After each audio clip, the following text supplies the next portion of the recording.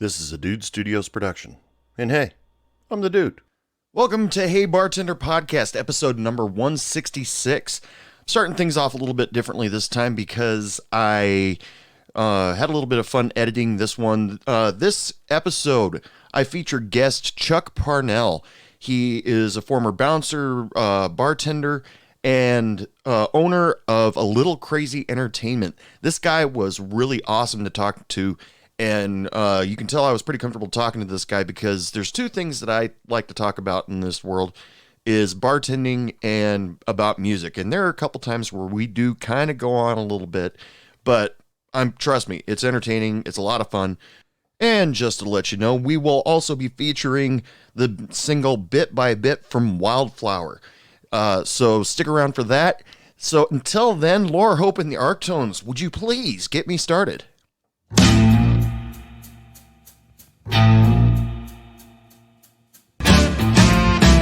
Hey bartender, pass me a drink.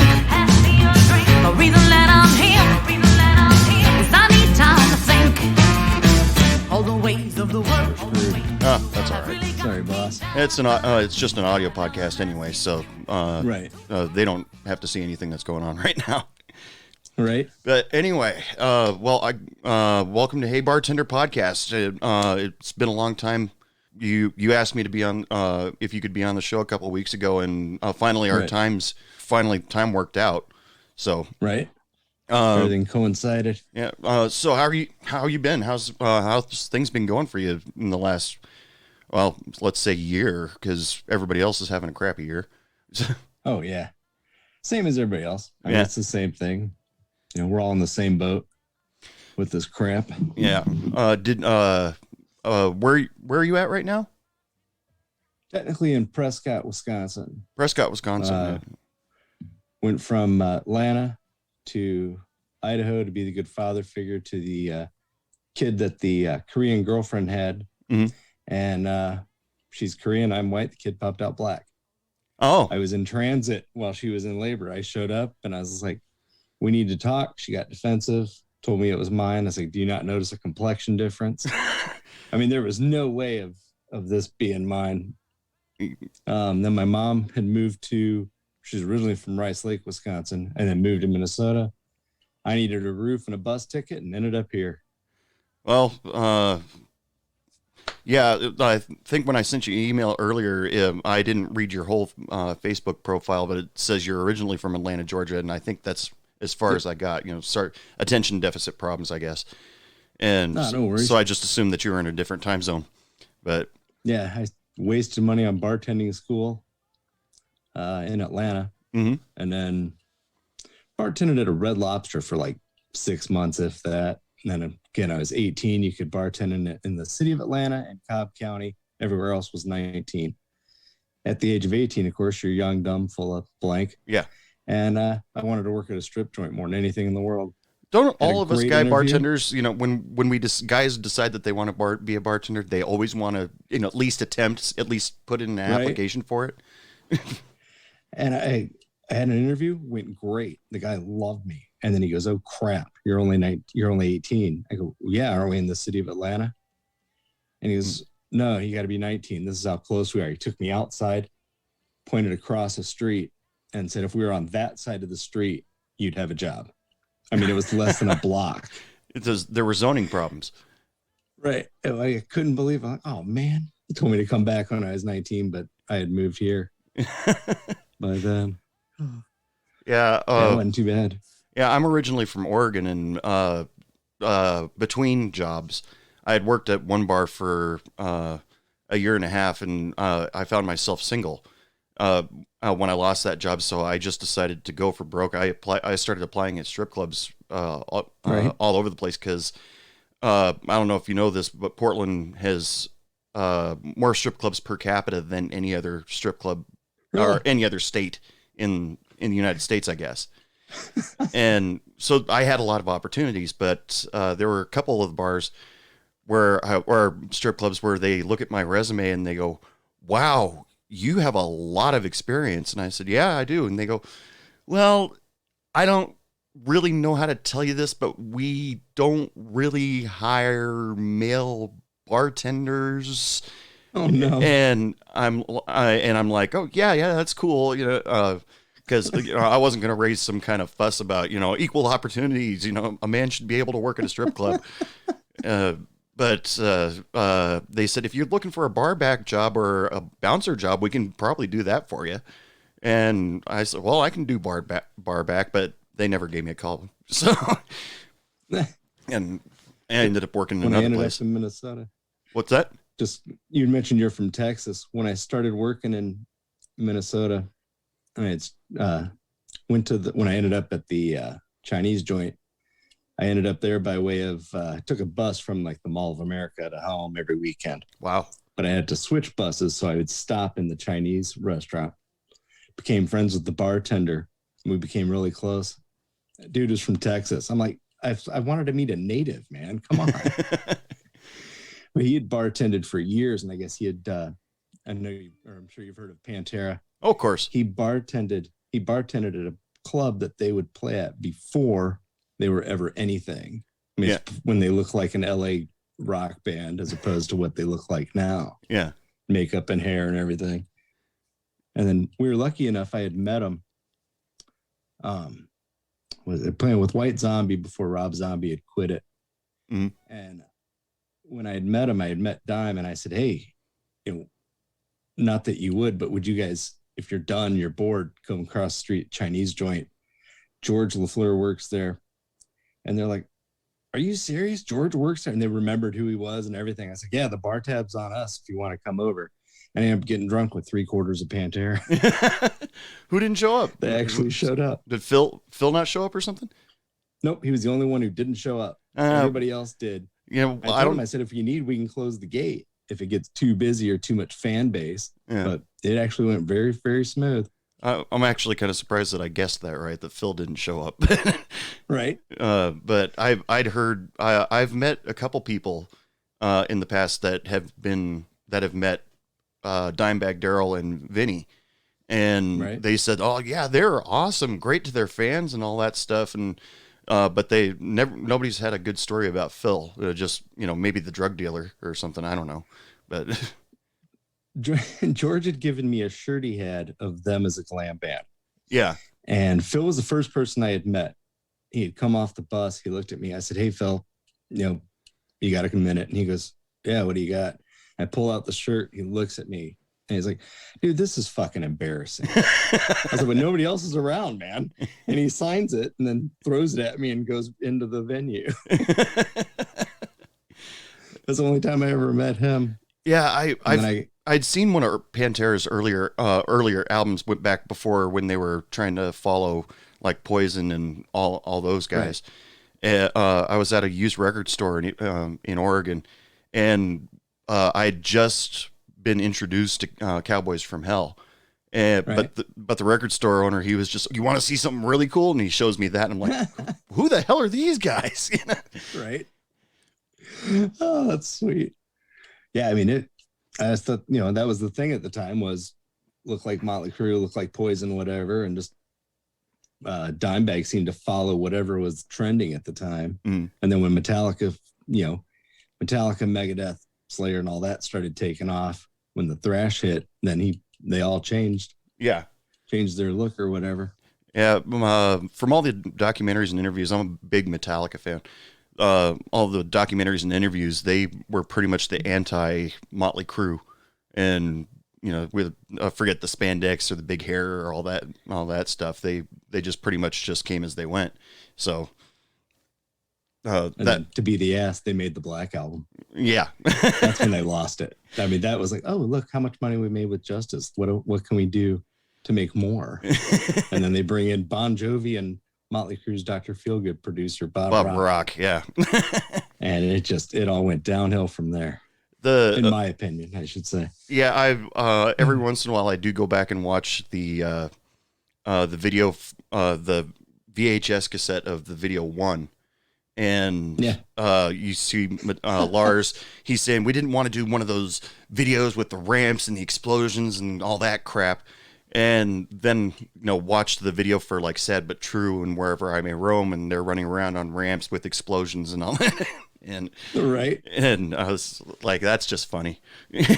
Well, yeah, they made the excuse for Enter Sandman and I can't think of it offhand, but I said that, okay, fine, we're going to do a video that goes with the song. Yeah. And then all of a sudden, Nothing Else Matters comes out. And I'm like, this has nothing to do with the song. Just because you mentioned One, I thought this was good. Beavis and Butthead one time, one of the videos they're watching for One. Yeah.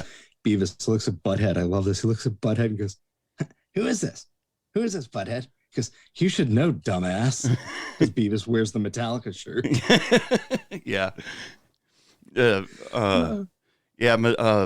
I started questioning Metallica when the first time I heard Until It Sleeps, the first single from the Load album. And I was standing there, I was listening to it, just came on the radio, new single from Metallica, and I start listening to it. And I started thinking, they have been hanging around Alice in Chains way too long. And because they just spent the last summer touring with them. And so Load, Reload, I didn't hate the albums, but I thought, okay, you guys are making a departure here. Where are you going?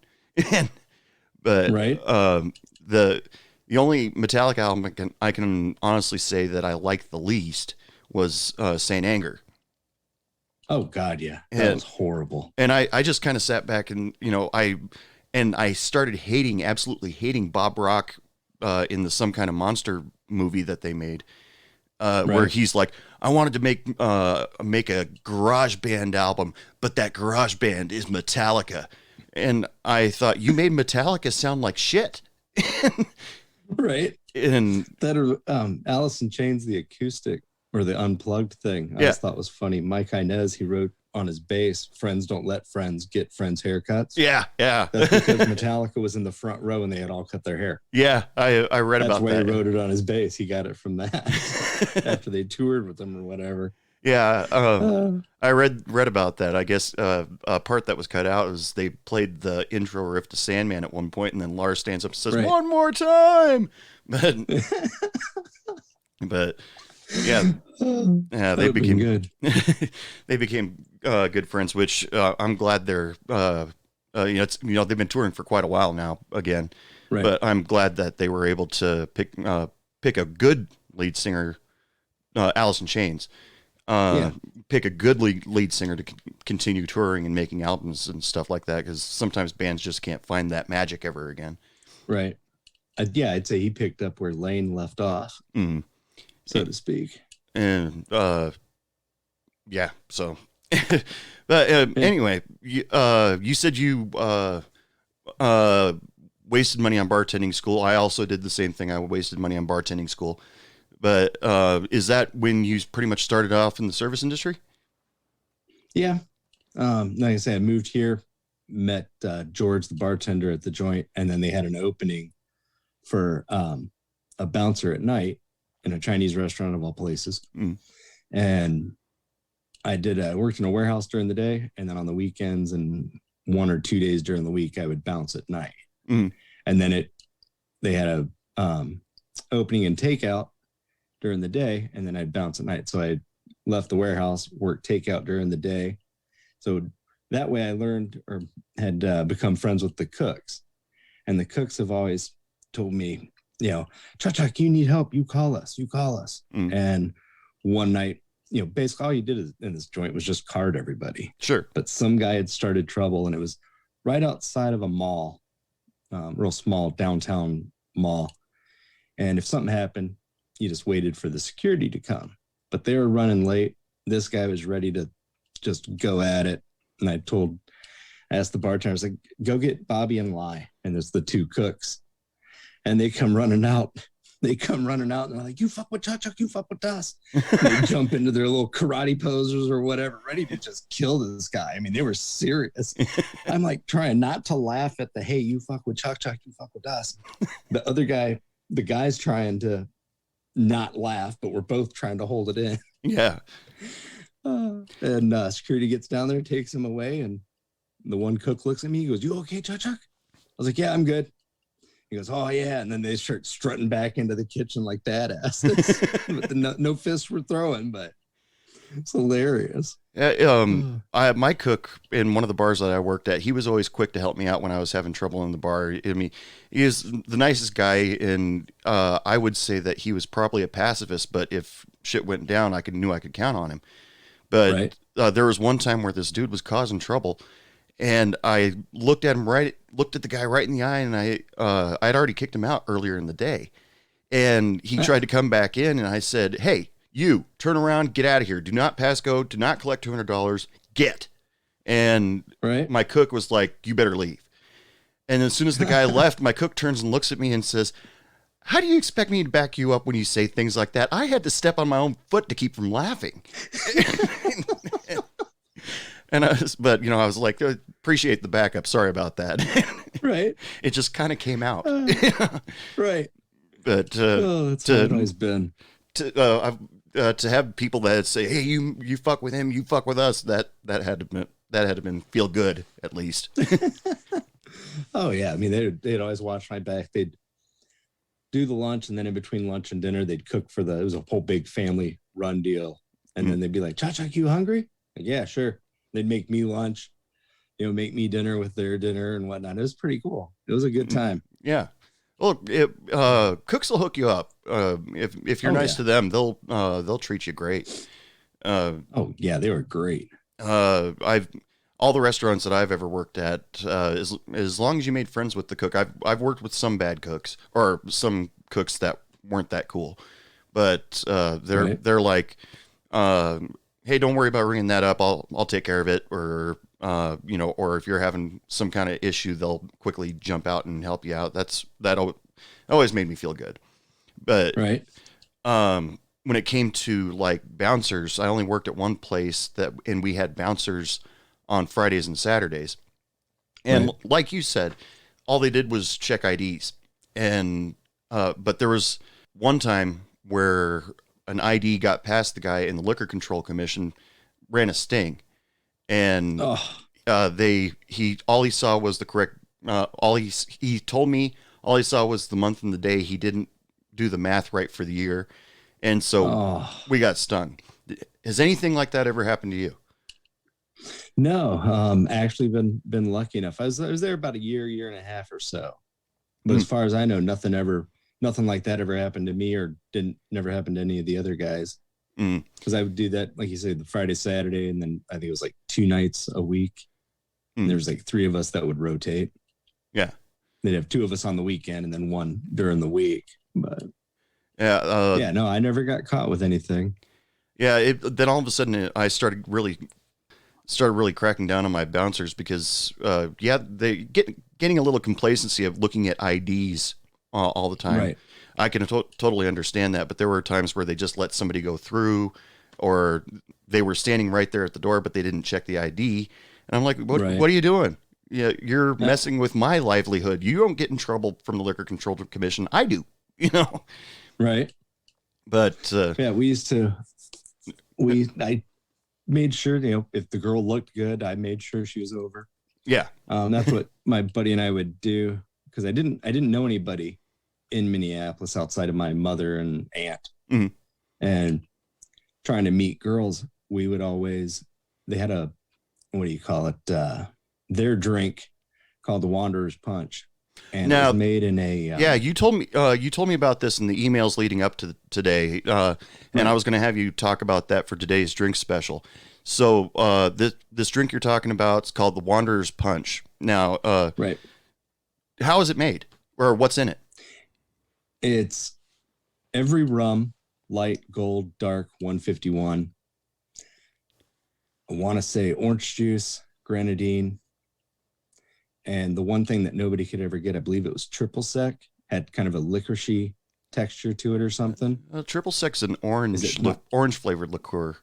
I know triple sec. I'm missing, what's the licorice thing? I can't. The one that's supposed to taste like licorice is Galliano. The long tall bottle sits in the corner. Yep. Yeah, that's right. Yeah, and then Galliano, and what they would pour it in a whatever the soda comes in, that little keg. I forget how big it is, but it would be 2 bottles of white, 2 bottles of gold, 2 bottles of dark, 1 bottle of 151. I want to say Galliano and triple sec grenadine, and it was filled with ice and everything. And this would last maybe a day or two. Oh, so this was a punch bowl type of drink. Yeah, I mean, it was, that little fishbowl looking thing. Yeah. And to meet girls, because the college crowd would hit Friday and Saturday because it's right near the U of M. And then the regulars, Sunday through Friday or Sunday through Thursday. But we would ask girls, if I liked somebody, my buddy would tell them, hey, your bar tab's on him if you can guess what's in this. And they got everything except for Galliano. It's the one thing nobody could get. Yeah. That's what we would do. Yeah, Galliano is not extremely popular liqueur anymore. No. My grandfather used to talk about it back, in the days of World War II and the Korean War. But nobody really talks about it anymore. So it's just a bottle that sits there behind the bar now. That's not. I did try to get the recipe for just 1 glass, but he couldn't. I had asked my buddy who was the bartender. He couldn't remember it exactly. He had it written down, but couldn't find it for me. So for all the listeners out there, if you want to make the Wonders Punch, like you said, it's 4 rums, OJ, grenadine, triple sec, and Galliano, and it's probably maybe a half to a whole shot of each of the rums, and maybe like a float of grenadine and triple sec above the OJ. So, but to all my listeners, if you're going to go ahead and try to make that, experiment with it, have fun. It sounds like one of those dangerous drinks or the sneaker where, hey, this goes down pretty easy, and then they're the brand new college student, they're about halfway down, and then they're flat on their lips. Oh yeah, I know people that be halfway through the second one and be like, oh wow, and it just suddenly kicks you. Now sneaker drinks, they used to crack me up because I've done it before where like this really gorgeous girl walked up to the bar and I just made her a strawberry daiquiri. I'm pissed as it is because she made me do a blended drink, but she comes up to me and says, excuse me, but is there any alcohol in this? And I said, yeah, it's a shot of rum like it's supposed to be. And she goes, well, I can taste the alcohol when I make them at home. And I'm like, well, when you make them at home, you don't do 1 shot, you do like half a bottle, So I'd give him my personal sneaker drink. I've talked about it on the show a dozen times, but it goes down like Hawaiian Punch. I mean, it's really smooth. And boy, her boyfriend was mad at me that night because I bet he was planning on getting laid, but she was in no mood anymore. I'm sure. Oh man. So spending time, you've spent time behind the bar a little bit, but it sounds like that you spent a lot more time as a bouncer. I've never had a bouncer on my show before. I've tried a few times. Now give me one of your funnier bouncer stories. Just something that's just completely ridiculous that you had to take care of as a bouncer. A couple things there. Well, one, this was great. They had a 5-table area in a darkened part of the bar. And it was I think it was done up originally. It's supposed to be some sort of romantic thing. Well, every half hour, you just do your walkthrough, make sure everything's okay. I just peek in there and I see this big dude leaning back, eyes closed. And I'm like, what in the world? And I look down. I see 2 little legs sticking out from under the table. Go up, look at the guy. I said, hey, man, as much as I'd like to let you finish, I really can't. And I knocked on the table. You hear her. She accidentally hits her head on the table. Yeah. She's like, ow, shit. She gets out from under the table, wipes her mouth, and I shook the guy's hand. And then she goes to throw out her hand. I said, I don't mean to be rude. As much as I would love to shake your hand, I'm just not going to because I'm pretty sure I know where it's been. Yeah. And she looked at me and I said, again, I'd like to let you finish, but I can't. Yeah. And she's like, oh, I'm so sorry. Oh, no worries. The guy shook my hand again. He goes, nah, man, we're good. Nothing will happen. I said, all right. And then I went to the bar and I had told the bartender what had just happened. And he looks at me and goes, you let her finish, right? I'm like, no. And so, of course, the poor guy, but whatever. Yeah. At least go out to your car or go into the bathroom where nobody can see you. Right, exactly. And it was a one-person bathroom, so there is a lock on it. Yeah. Where there was, so you can get in. Another good one was the restaurant across the hall. There's a hotel connected to this mall area, and it's where all the NBA teams would stay to play the Timberwolves across this. It's like the arena was across a parking lot, and then there's the arena from us. So they all stayed at this hotel. Well, Charles Barkley, of all people, when he was with the Phoenix Suns, had gone into this restaurant. And then they had closed the gate, the security gate or whatever, so nobody could bug him or whatnot. And I just kept an eye out. And finally, they let him out. The security had come down to escort him back to the hotel. And I figured, well, I know the security. They're going to let me in this little circle. So I go running out. And I'm like, hey, Chuck, you going to beat the Timberwolves? And the whole circle stops. And he looks at me. And one of the security guards, I was lucky enough because we know him. And he goes, all right. And he goes, yeah, we are. So would you mind signing a napkin for me? He goes, yeah, signs it. I said, thanks, man. Kick the hell out of the Timberwolves. He goes, oh, we plan to. I said, all right, man, have a good game.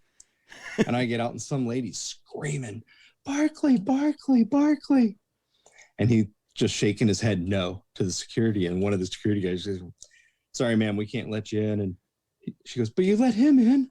I just want a napkin signed. And I turned and I just being a smart ass. So I'll sell you mine for $30. The whole circle stops. Barkley turns around, just gives me this sneery look, just like he's pissed. He goes, what? I said, no, I'm just kidding, man. He goes, you better be. And then they started walking again. Don't even get out of eyesight and you try to sell that thing. Yeah, right. She offered 50 and I said, heck no. No way. One of the only, I think, second athlete I've ever met. Everybody else is always musicians and that, but went home, got it framed. Yeah, I put can't it on the wall and that. I can't say it, in the bars that I worked at, it was a small town south of Portland, right, where I worked, and we didn't get any celebrities that far out. I mean, because all the celebrities were hanging out in Portland, and but not that my managers didn't try from time to time, because there was a movie that Bruce Willis and Billy Bob Thornton were filming in that area. And they took out full page ads in the newspaper. Please, Bruce and Billy, come to our restaurant. And they never did, but no. But that's awesome. You get to meet people like that. But the story of your customer and his girlfriend, well, I'm assuming hiding underneath the table, right? I mean, the best I can compare with that is I was walking back to my dish because I had to do my own dishes at one of the bars I worked at, and I had to walk. I would walk past the bathroom, and like you said, it was a single bathroom. And then I see both a man and a woman come out of the bathroom, and I guess with the straightest face, it didn't affect me that much. I just looked at them both as they came out, and they're wide-eyed because I'm standing right there, and I just looked at them and said, "So, how was it?" And they're like, "No, we weren't doing this."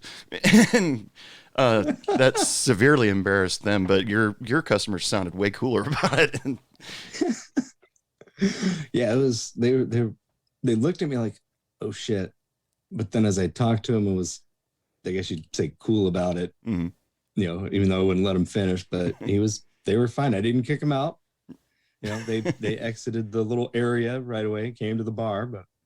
Oh yeah, it was interesting. Kick him out right away, and all of a sudden, and the guy's got to try to put away his, put the tent pole away, and right.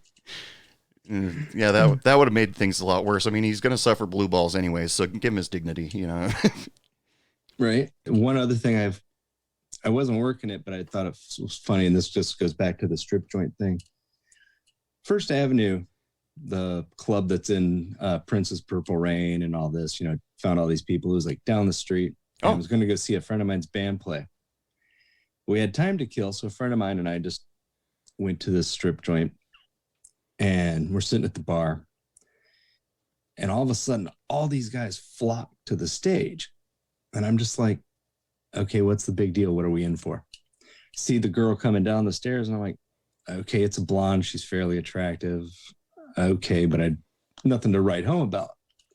She comes down, she starts dancing, and I'm still looking like, what in the world? And all these guys have all their money on the stage and everything. And start of her 3-song set, all of a sudden she turns and she's got one arm. And I thought it was the strangest thing.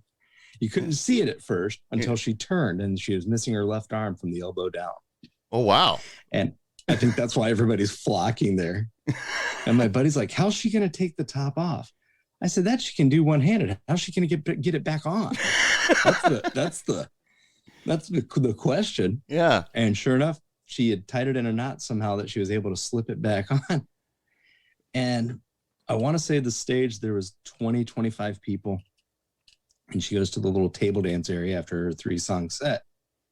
And I swear to God, 20 of the 25 are waiting in line. We start doing the math. Basically, let's say she makes X amount of money on the stage, then, it's $20 per table dance. I'm like, oh my God, this woman can afford rent in one night. Yeah. I mean, she must have made out like a bandit. Yeah. People and their fetishes. Yeah, that's just one of those niches. I have a few episodes, or quite a few episodes now ago, I had a guest on the show that was a stripper, and she's talking about that she can make ballpark between $2,000 and $3,000 in a night, and I'm like, I'm in the wrong business. I know, right? And I don't think I could pull that off. I think people would pay me to keep my clothes on personally. Right. But if I had the body for it, I'd do it. I'd do it in a sec.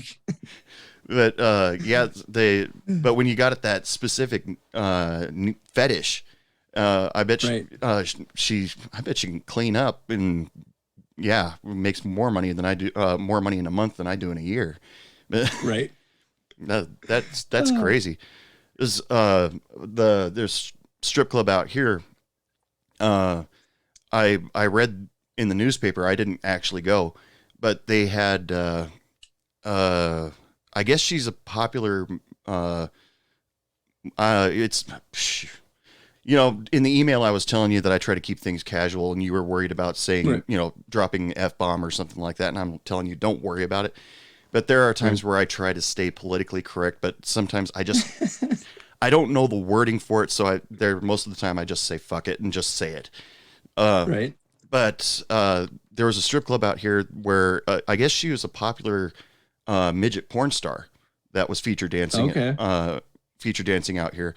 And I guess the place was just packed to the gills. The seams of the building were like popping, just because she was there, and they said they had never experienced business like that before. They'd had featured dancers there, but when you had that specific, I think fetish is the right word.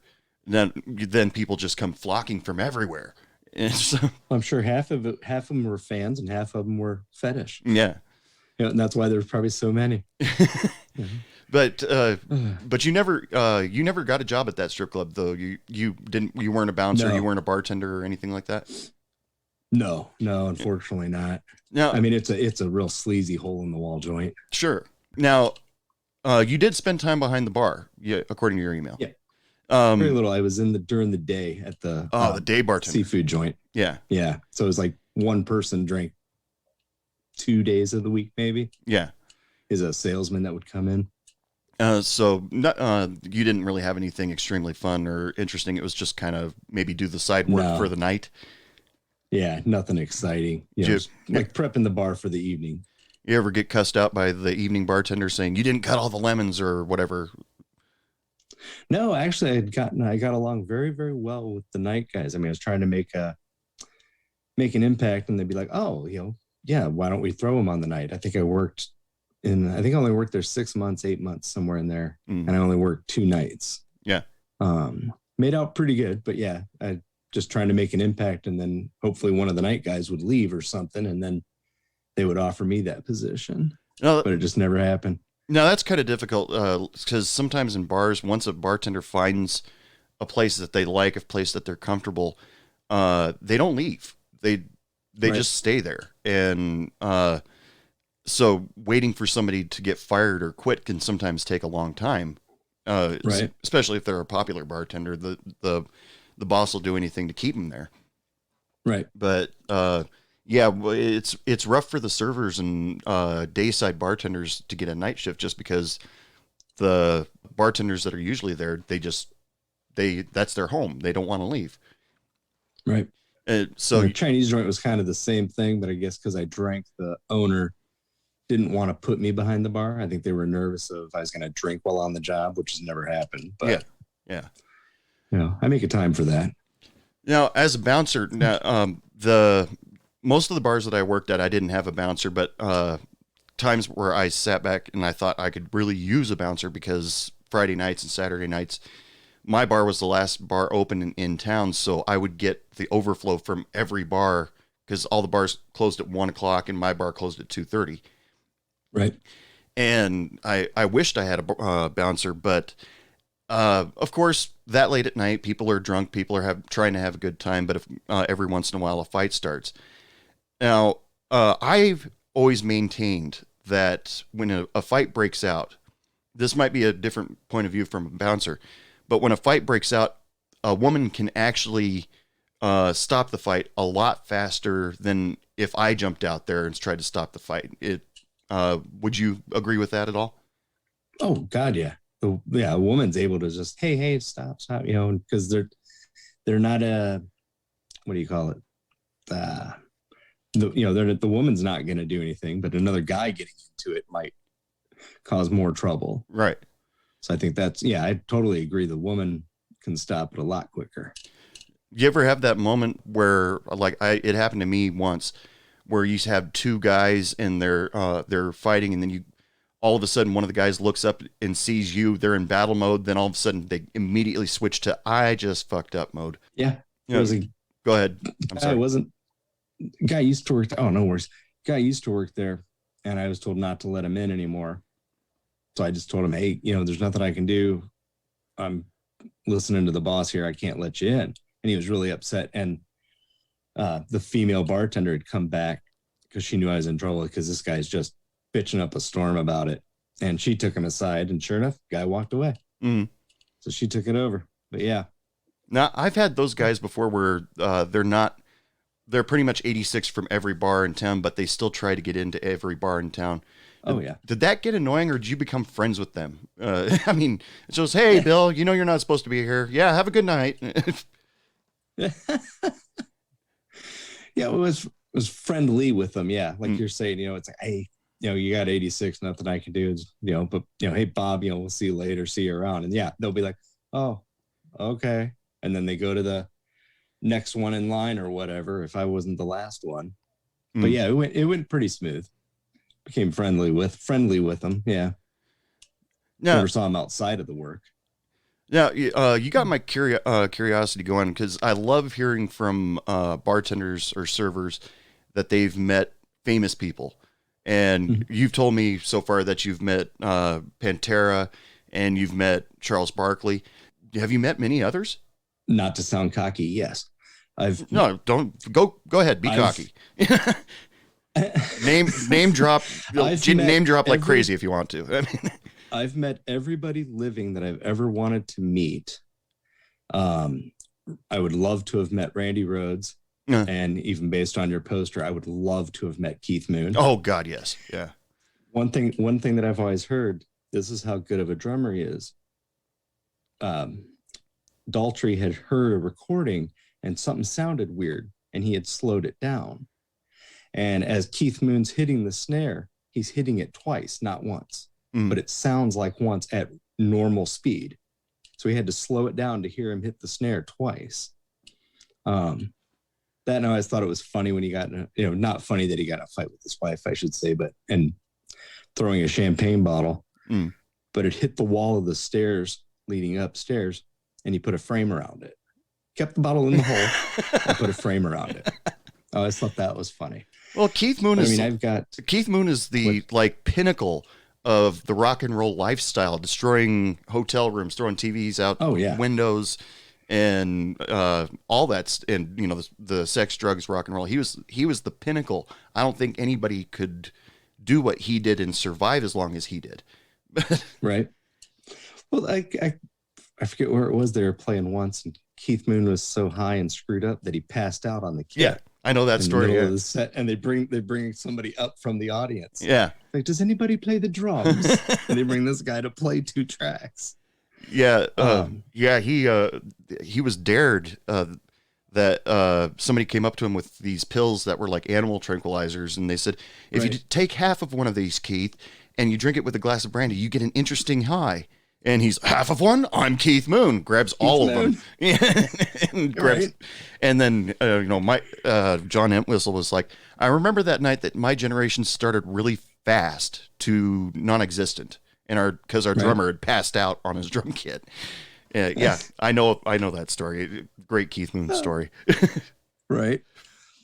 But let's see. I went to high school with the Robinson Brothers of the Black Crowes. Oh, wow. Walton High School in Marietta, Georgia. They get along back then?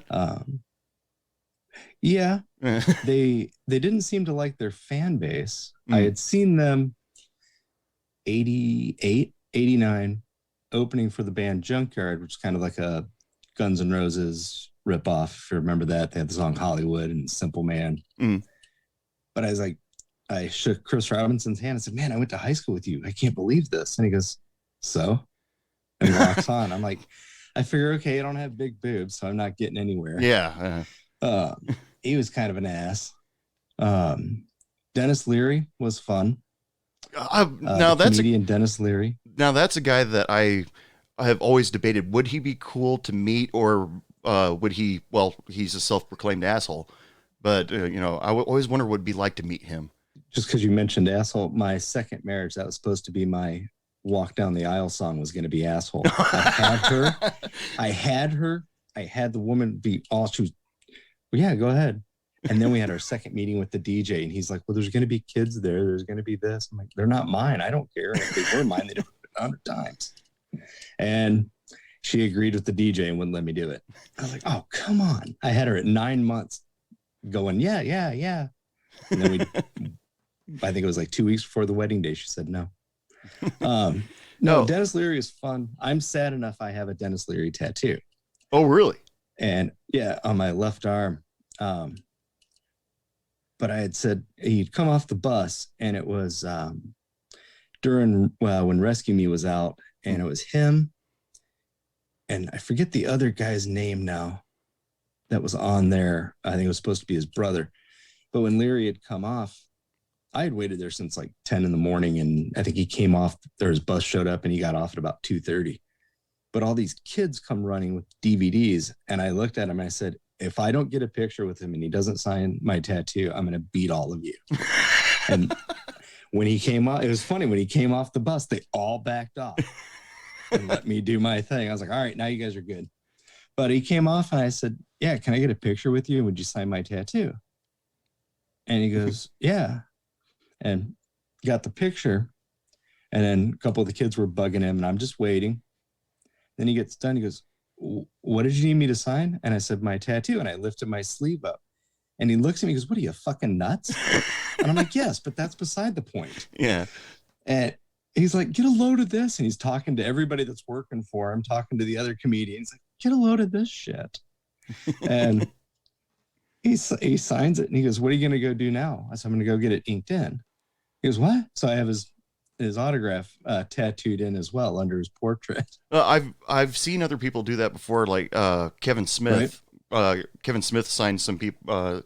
Somebody had a tattoo of Jay and Silent Bob on their side or something like that, and Kevin Smith signed it. No, you're gonna love this then. Oh, really? Go ahead. Go. Yes. No, please go. Right leg outside on my calf is a Jay and Silent Bob tattoo. That's awesome. Yeah. When he started his evening with Kevin Smith, and then he started touring it just to colleges before it became a big thing. Right. I wasn't a college student, but I, again, waited out there since 10 in the morning. And I don't think it wasn't live till 7, but some janitor had asked, what door does the what door would he come in? And he showed me. So I stood there. Never came in through that door. But I knew where the green room had a window.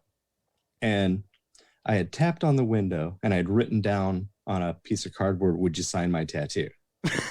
And somebody working for him, I think, saw it and just closed the blinds, like whatever, screw off. I tapped on it again and he opened it and he read the sign and gave me a thumbs up and big smile saying yes. I had talked to the ticket guy and I'm like, look, there's no more line. You got tickets left. Would you rather make the money or not? I said, any way I can get in. And he goes, yeah, all right. So he sold me a ticket. I went in and, everybody waits on an evening with Kevin Smith. If you're familiar, they'll wait and they ask questions. Yeah. And I'd asked somebody if he'd take a picture with me and with him. And he says, no, this guy said, no, I think he'll get pissed. I'm like, okay, you don't know Kevin Smith at all. And I got to the microphone and he pointed out me and he goes, yeah, man, what's going on? I said, not much. I said, what door did you come in? And he's looking around the arena. He goes, that one. I said, no, I was standing outside that one. I know you didn't come in that one. He starts laughing. He goes, what can I do for you? I said, just wanted to say I love Clerks and would you sign my tattoo? Yeah, get up here. And I was, according to him, I was the first tattoo that he had ever signed. Yeah. I had gone up there, threw my leg up. I mean, this was 2008, something like that. Yeah. I forget now what year it was, but it was weird having to angle my leg. And I'm sure it looked derogatory because he must have made a look and the whole crowd started laughing. So I'm sure he looked at me like, whoa, what are we doing? And during it, he had called Muse, the guy who plays Jay. Yeah. And he had said that, or he had done this. And I just asked him, I said, is Muse here? And he goes, no. He goes, no. I was like, damn. And he goes, well, you got a place for him to sign? I said, yeah. And I've kept this place open for when I meet Jason Mewes to sign it. And I guess from what I had read somewhere after his tour, or maybe it was a Jay and Silent Bob podcast or something, but he had told Jay that there's some guy in Minnesota that has an open space, a Jay and Silent Bob tattoo and an open space for him to sign. Oh, that's awesome. Oh, it was sweet. I don't know if you ever heard of the band Wasp. I know of them, but I don't. Okay. This was my number one band. Kiss was number one. Then when Motley Crue had hit and all this, but then seeing interviews with the main guy, Blackie Lawless, just started falling in love with these guys. Just love this band. And for my very first tattoo, I had inherited a bunch of toys that my dad had before he died, a bunch of model cars and everything. And I met a tattoo artist that collected toys. Asked him if he would exchange toys for a tattoo. So my first tattoo never cost me anything, but it's in the PMRC in the middle of the 80s, about 85 or so when they came around. Hated this band Wasp because they had a song Animal Fuck Like a Beast and they were on the Filthy 15, I think ranked number 5 and everything. Tipper Gore was just pissed. Yeah. So the second album they did, from what I understand, the insert is all 4 band members' heads cut off and thrown on stakes. It's a photo or a painting of it. And I always thought this looked great. So that was my first tattoo, is his severed head on my back. And first autograph I had inked in when I met him, they didn't have a date up here, but they had one in Atlanta. So I flew down to Atlanta on a Friday, see the show on a Saturday, leave on Sunday. I couldn't believe, I'd always heard he was an ass. And when I had met him, I had told him, I flew down here for this, blah, blah, blah, told him all sorts of stuff and what his music does to me. And he looked at me and started talking about personal stuff. I'm like, holy shit. Oh, this wow. guy's like opening up to me. I've known him for less than 5 minutes. But I said, can I get a picture with you? And I'm 5'4", 5'5". He's like 6 foot something. And he's like leaning way over to put his arm around me and take this picture. It's goofy. Yeah. Then I asked him if he'd sign my tattoo, pulled my shirt up, and he goes, holy shit. He goes, really? I said, yeah, if you would, would you sign it? And he goes, yeah. Signs it. And he goes, what are you doing now? I said, I'm going to go get it inked in. And he goes, well, here, what else you got? And I had every CD. So he signed everything. He goes, come with us. And he let me listen to Soundcheck. Let me listen to their sound check. Yeah. And then said, do you have, he goes, you got tickets? And I said, yeah. And he asked, do you have passes? I said, no. And he goes, okay. And he looked at the manager and asked the road manager to write my name down. He goes, there, you got passes. We'll see you tonight. I said, sweet, thanks, man. Have a good set.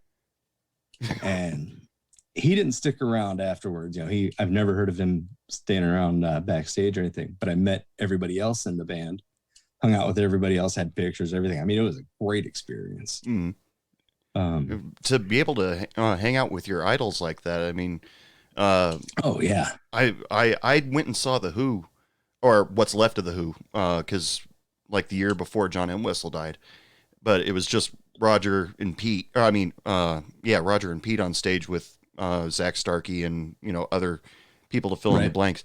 And I kept thinking, God, I'd love to go meet them, but sometimes they say you don't want to meet your heroes. But that's what I was worried about. But there's so many people that I've always wanted to meet, and I truthfully before I became a bartender, I'd sat back and hoped that it would eventually happen. But the closest I got was a guy that's claimed he was Twiggy from Nine Inch Nails, and I think the only reason why he claimed that was just so he could get away with trashing my bar, But Twiggy from, you mentioned Nine Inch Nails. Do you mean, is it Nine Inch Nails or Marilyn Manson? It was Nine Inch Nails. Yeah. Okay. I'm pretty sure he was with Nine Inch Nails, wasn't he? I just know there was a guy Twiggy in Marilyn Manson when Marilyn Manson started out. Now I think it's just him and whoever the keyboardist is, but yeah, I could be wrong. Oh yeah, because he trashed my bar and wrote drew Nine Inch Nails logo in the bathroom wall. Pissed me off, something fierce. Oh, I'm sure. But when he started saying, "Hey, I played with Nine Inch Nails," and I said, "Yeah, way to blow the bass audition with Metallica," and because they showed him in that movie, him trying out for Metallica, but he completely blew it. Yeah, but in the year and a half of the life of, or I think it was some kind of monster movie. Year and a half in the life. I know that one backwards and forwards. That was basically all I watched during after my sophomore year in high school all summer. Right. Because I was playing the drums with a band back then, a high school band, and I was trying to learn as much as I could. Okay, how does Lars do this? How does Lars do that? But but anyway, Lars isn't the most respected drummer out there, but I followed him pretty closely. But yeah, I used to think that I was going to meet a celebrity someday. Never did, but that's cool. I mean, I still got to meet a lot of really cool people. Right. But one more, I think this is funny. What was I? 14, I think it was. I had seen Guns N' Roses in '87 before anybody knew who they were. I saw them open for Motley Crue. Mm-hmm. Song and a half into it, Axl jumps off the stage, banned from Atlanta for 10 years, gets arrested, all this stuff. Never got to see him until 2016. Duff McKagan did his book signing here, and I had gone to that, and I was like, it was 5th, 6th in line, and you weren't supposed to ask for it to be personalized. I'm just like, well, I've got balls. I'm just going to ask. And I went up to him, and you get your picture with him, and then I said, I know I'm not supposed to ask, but anyway, to personalize it. He goes, yeah, what do you want? Sorry about Atlanta. Chuck, sorry about Atlanta 87. Duff McKagan. He goes, yeah, as he's signing it, what happened? And I told him, I said, song and a half into it, you guys, hadn't made it yet really huge, but Axl jumps off the stage. He stops signing it, steps back. He goes, dude, I remember this. And he starts telling me the whole story, all the crap I didn't know about, Axl fighting the security guards in the back and getting arrested and all this stuff. I mean, he went in depth. It was great. And the whole time, the bookstores tell him, okay, yeah, you need to hurry up and go. And Duff would look at them and be like, no, he's fine. And then continue the story. They just 2 or 3 times trying to get me off the stage. But I couldn't believe he was excited as hell to tell me the story. So Guns N' Roses was like that way before what was that? When they were touring with Metallica and Faith No More, and James Hetfield was in Montreal, and James Hetfield got burned up in a magnesium pot, and he just all of a sudden left the stage, and then the riots broke out. Yeah, I mean, yeah, I look what's to come, I guess. No, I can't. I'm not knocking Guns N' Roses. Appetite for Destruction is still in my top 10. But Right. I used to joke around about Guns N' Roses a little bit because this was after they or Axl left the band, pretty much left the other guys in the lurch, and Kept the name, yeah. yeah, and when he came back with that album, was it Chinese Democracy? What was it called again? Yeah, Chinese Democracy. Yeah. The last one they did. It was him and a bunch of hired guns. Yeah, when he came back and started touring with that, there was a girl I was talking to at the time who was a huge Guns N' Roses fan, and she was excited that she was going to get to go see that concert. And I said, "What time does the concert start?" She goes, 8:00. And then I knew the next day when I talked to her after she went there, I said, "Well, the concert was supposed to start at 8:00. When did he show up?" She goes, 11. And it's just Now like, he's now he's what? now he seems to have stopped being cocky. Really? Finally stopped that? He stopped doing his "I'll show up whenever I want." Now he shows up on time, and I think he realizes what he did or something, along those lines. I mean, I think he was cocky before because he owned, when Appetite for Destruction came out, all 5 of them owned 20%. Right. And then something came up with Adler, and Steven Adler, the drummer, gave up 5% to Axl. So now Axl owns most of it. He owns 25%. So it's 25, 20, 20, 20, and 15. Mm-hmm. And that's how he's always been able to keep the name, do whatever he wants, so to speak, and do whatever. But he's kind of grown up now, I would say. Yeah. I think now, I saw him in Atlanta in 2016, and sure enough, he showed up on time. I haven't heard any bad press of him not showing up on time or within a half hour or something like that. So I think he's getting older, getting wiser. I started wondering if he started shaping up a little bit when he took over the tour with AC/DC when what's his name couldn't finish the tour. Yeah, Brian Johnson. Brian Johnson. Yeah. When he took over lead vocals for AC/DC, I was like, well, he must have changed because they wouldn't put up with that. AC/DC's Right. been around long enough where they're like, no, we're not going to deal with this. I'll show up when I'm ready. Crap. Our fans are expecting us now. And Right. But I'm sure they put something in the contract that Yeah. he has to show up at X amount of time. oh, I was just happy that Guns N' Roses got back together because when I'd heard that they broke up, I was like, well, what's Slash going to do? Because he's one of the greatest guitar players of my time. And but he wasn't hurting during that time where he wasn't with Guns N' Roses, I'm sure. Right. Well, yeah, like I say, they still make money off Appetite. They could probably retired after that album. Yeah. Yeah. All right, people, it's time for me to take a break. I'm going to go out, maybe get some lunch, have a drink, and smoke a cigarette. But until then, I'd like to introduce you all to this week's musical guest. This week's musical guest hails from Santa Barbara, California. From the album By the Blood of My Heart, this is Wildflower with the single Bit by Bit. I live each day like it may be my last. By the skin of my teeth, I've been stuck in the past. I've survived this long, I am strong. A lot to carry on a heart so long. Bit by bit, they'll pick you apart, spreading about your shadows in the dark. The knife in your back deepens each day. Indeed, the price you pay.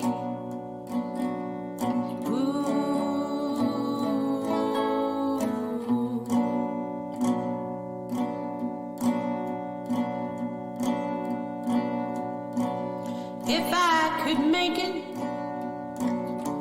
just one more day, I'd tell you that I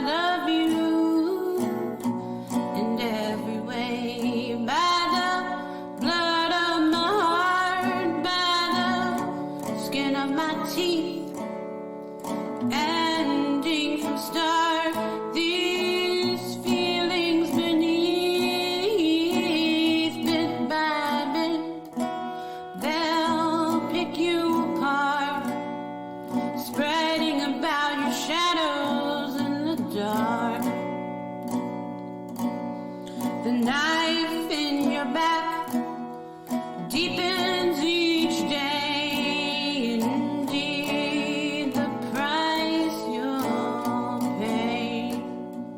Oh, indeed, the price you'll pay.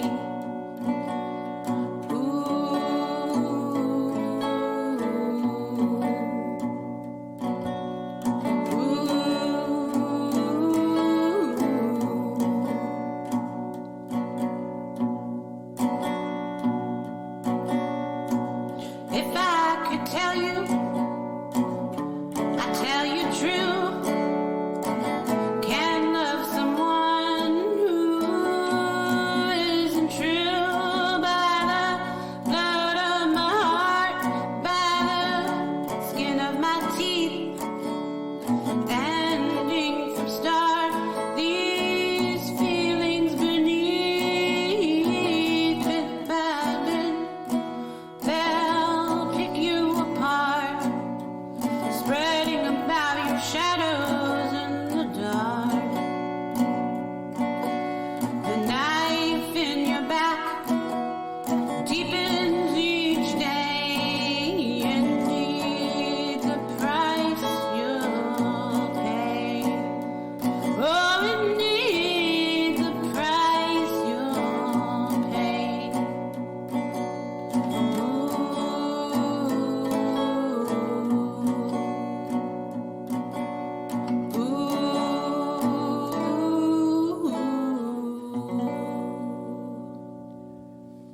That was Heather A. Peary with her project Wildflower, and the name of the song was Bit by Bit. If you want to listen to that song again, you want to buy that song, or find out more of the stuff that she has out there, head on over to bandcamp.com, look up Wildflower Heather.bandcamp.com, and you can find all of her information, links to her Facebook page.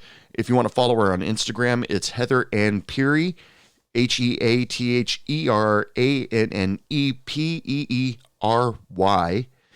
And you can find out all the latest stuff. You know, the whole COVID thing is about to end, so, you know, shows are about to start. So you might as well get yourself familiarized with some of these people out there. And if you're a part of a band or you have a project going on out there and you want to get a little bit of airtime, send a message to me. I'm the dude. So email me, dude@heybartenderpodcast.com, and we can get you guys a little bit of airtime. And because I love playing independent music on this podcast, it's one of my favorite things I get to do. Just remember, email me, dude@heybartenderpodcast.com. So let's go finish up the interview with Chuck Parnell. Anyway, let's talk about a little crazy entertainment. How did that start? What is a little crazy entertainment? Well, a little crazy has started out as when I was 14, band name I was going to have because I was going to, grow up and be a millionaire rock star. Yeah. That, of course, didn't happen. Yeah. But I kept the name. The name has always stuck with me for years. So then I decided to do a production company, video and audio. Started out, we're in pre-production of a couple podcasts at the moment. I've got a local musician that is wanting to do a documentary and has asked me to do the video and direct this for him. It's an audio video production company, basically. So I used to have a show on cable access up here where I'd bring in a local band unsigned, do a half hour, just them playing. Didn't last very long. Thought it was great, but it didn't last very long because everybody was voluntary. And I'm 48 now. I want to say I was 43, 44. And everybody else was like 10 years, 20 years older than me that worked on it. I had grandmas running cameras, older guy doing the directing, but I know these ladies just hated the music. I mean, they just hated it. It was all hard rock and metal bands that would play. And it lasted about 4 episodes. So I'm sure they didn't want to volunteer anymore. That's cool, because one of the points of Hey Bartender podcast is that I get to bring in independent music all the time. And I'll go on to bandcamp.com and just sift through everything, find something I like or I appreciate, and then ask them permission to use them on my show. I've heard I really don't have to ask permission, but I just want to, be nice and not burn any bridges. Courtesy. Yeah. To be a music promoter, to actually bring in these people for the sole purpose of giving them airtime, because MTV won't do it anymore. Right. Radio stations won't do anymore. That's a really awesome thing that you at least tried to give some people some airtime. So you started out as a cable access type or public access type of channel or TV show. I mean, it's like Wayne's World. Yeah. I didn't really say anything. I just introduced the band and let them do their thing. Biggest thing I ever told them, I said, just there's no crowd, but make believe there's a crowd. Play like you do when you're live. Yeah. And first band I had on, I was good friends with the guitar player. Well, good friends with all of them, I should say. But I had asked him, I was like, hey, you want to do this? And they're like, yeah, okay. And I think it was started toward the downfall of the band, unfortunately, because I loved it. I thought they were great. But I said, you guys are my guinea pigs. And that one went over really, really well. That one was great. Then it just kind of went, like I say, it went downhill from there, unfortunately. Was it like those Guitar Center sessions? Because you ever watch those?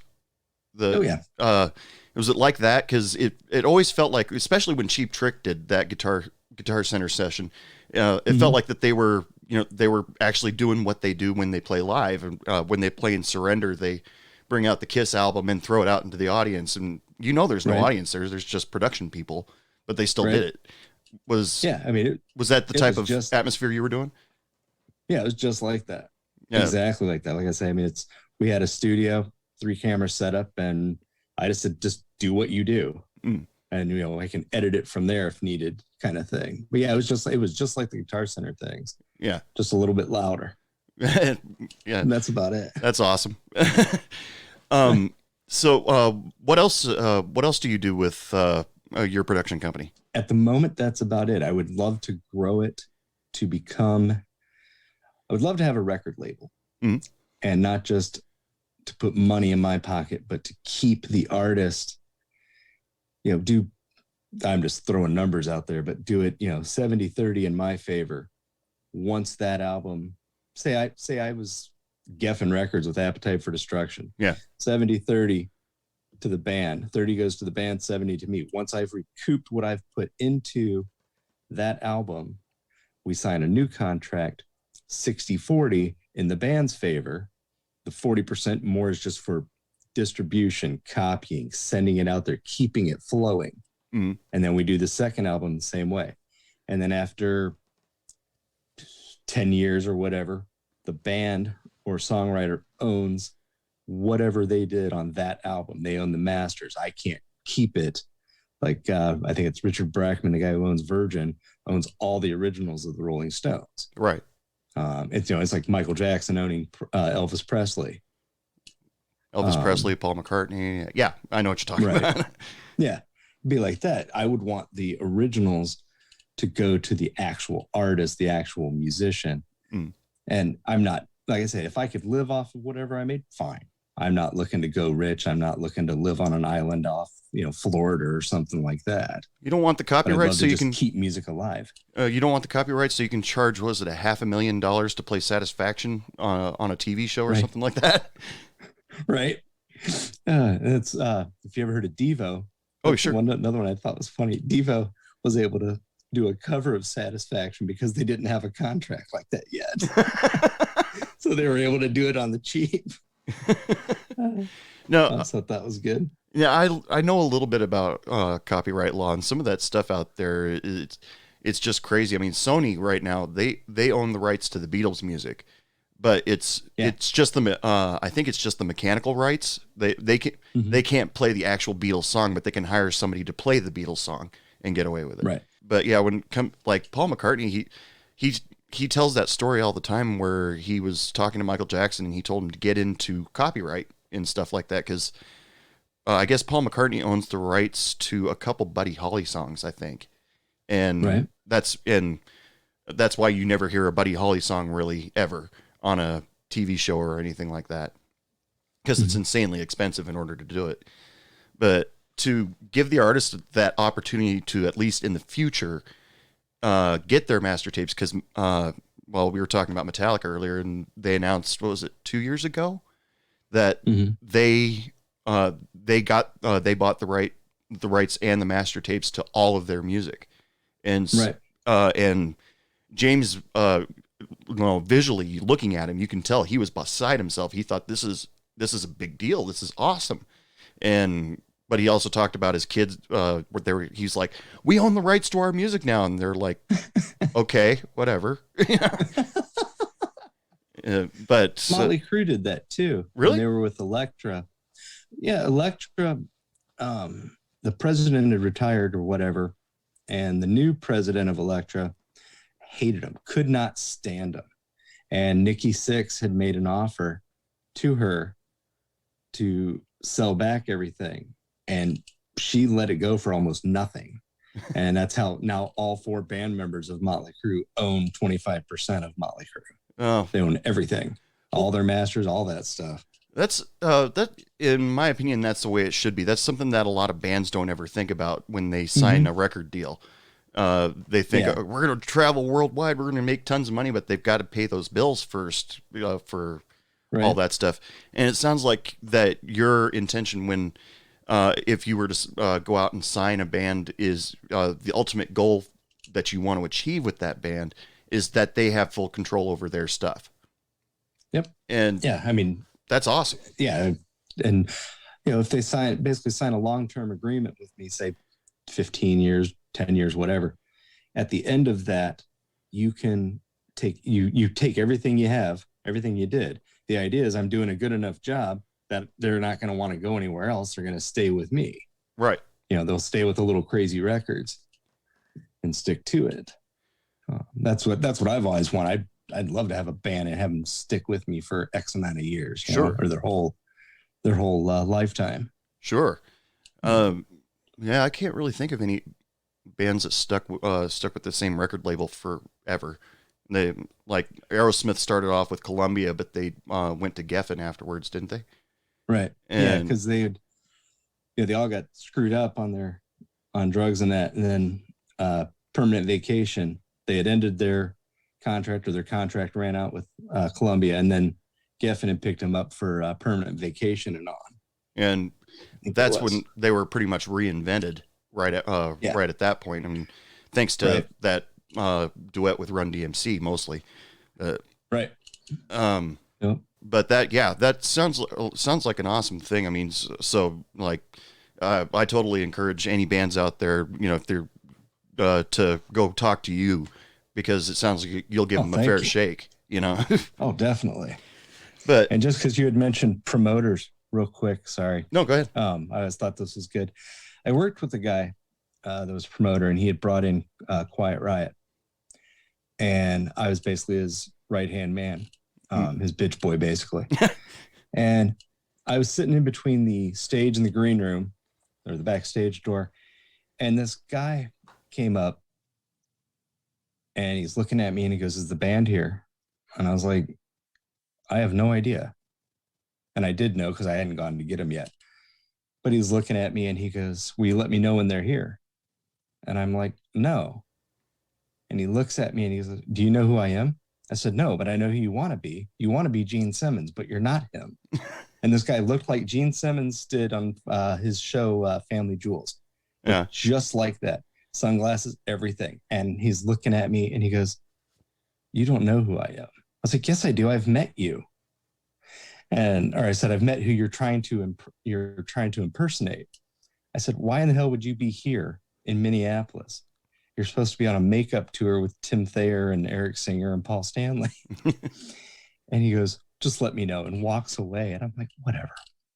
So I go a little later, go pick up Quiet Riot, and Frankie Banali, the only original member that was left, or that was in the band at the time, he looks at me and goes, "How's the crowd?" I said, "Not bad." I said, "Pretty good. Gene Simmons is there." And he starts laughing. He's like, "What?" The whole band's laughing in the truck. I said, "Yeah, some guy came up to me and asked me if you guys were there yet, and then said, 'You know who I am?' I said, 'No, I know who you're trying to be.'" And Frankie pulls back his hair, rolls back his eyes, sticks out his tongue, goes, "Who am I?" and sticks out his tongue. And it did. It looked just like Gene Simmons. We get there. I had shown him into the green room, told him I'd be right outside the door. If they needed anything, let me know. And Frankie Benelli kind of peeks out the door, then stepped out, stood next to me, and he's looking. And he's looking and looking and looking. He goes, where is he? And I'm like, over there. He looks, and of course the guy looks up, sees Frankie, and is like, oh, and then starts running to the door. Frankie looks at me and goes, it's not Gene Simmons. He wouldn't be running to the door. Exactly. Yeah. It was hilarious. The guy comes up and he goes, I know the band's here. I'm like, no, you know the drummer's here. You don't know if the whole band's here. You asked for the band. Mm-hmm. The guy looks at me. Finally, he gave up, just sulked away. He was pissed off because I wouldn't let him back there. It's one of the funniest things I've encountered doing that, working for my buddy.